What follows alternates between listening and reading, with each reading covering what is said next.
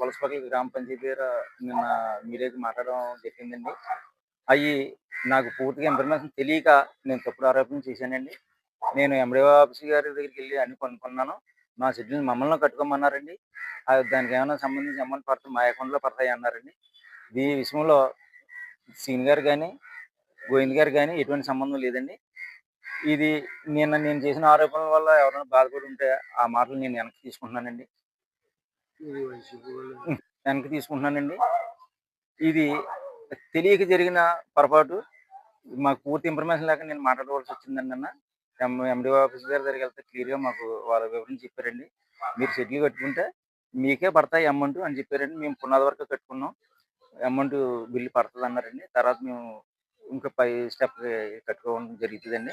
దీని విషయంలో సింగ్ గారికి గాని, కరేటి గోవింద్ గారికి గాని ఎటువంటి సంబంధం లేదండి. మీడియా పరంగా చెప్తున్నాను. ఇంకెప్పుడు జరగకుండా అవతల పక్క పార్టీ వాళ్ళు కుర్రోళ్ళు కూడా అవతల పక్క మరి ఎవరు రాయన్నారో కూడా మనకు తెలీదు. రాని వాళ్ళు కూడా కొంచెం చెప్పండి. అవతల ప్లేస్‌లో కూడా మీరుంటే ఎంత బాధ ఉంటదో ఒకసారి ఆలోచించుకోవాలి. తప్పు కదండీ! అందులో మాకు అభిమానంగా సీన్ గారేమో ఇలా వలసపల్లి కుర్రోళ్ళు మన కూడా తిరిగారు కుర్రోళ్ళ వాళ్ళు అని చెప్పేసి ఇలాగా షెడ్‌లు ఇప్పించారు.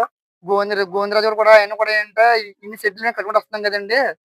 మా వచ్చిన నెలతో పూర్తయిపోతుంది ఇంకా. మీకు ఈ అమౌంట్ కూడా నేను అప్పటికి కట్టగలనో లేదో కూడా తెలీదు.